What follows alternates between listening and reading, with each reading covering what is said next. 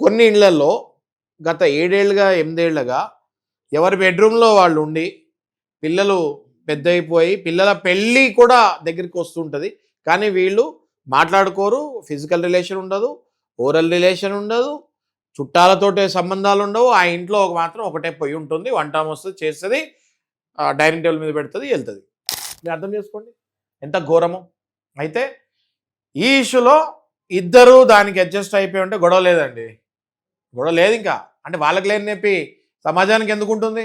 ఈ ఇద్దరిలో ఎవరికైనా ఒకళ్ళకి అది నచ్చకపోతే అది చాలా మహా పాపం అవుతుంది. ఎట్లా అంటే ఒక అమ్మాయికి పెళ్ళై వచ్చిన తర్వాత అబ్బాయి ఇంక నేను మాట్లాడను అని చెప్పి, ఇది మన జీవితం ఇంకింతే, ఇది నా బెడ్‌రూమ్, ఇది నీ బెడ్‌రూమ్, నువ్వు నీ పని చేసుకోవాలి, నేను నా పని చేసుకోవాలి.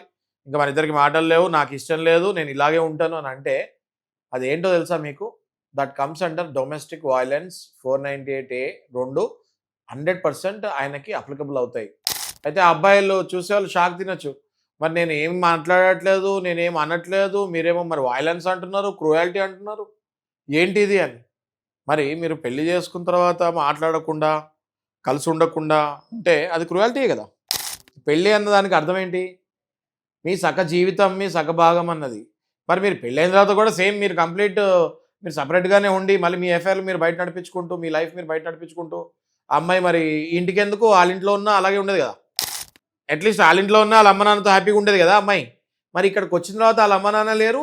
ప్లస్ మీరు మాట్లాడట్లేదు. అది క్రూయాలిటీ కాదా? సో, కోర్టు ఇది 100% ఇది కన్సిడర్ చేస్తది కోర్టు. ఒకవేళ భర్త ఇంట్లోనే ఉండి, ఏ హింస శారీరకంగా పెట్టకపోయినా, మానసికంగా హింస పెట్టినట్టు ఉండదు కానీ, ఖచ్చితంగా ఆ అమ్మాయికి గనక మనం కౌన్సెలింగ్ తీసుకొనెళ్తే she will be already in depression.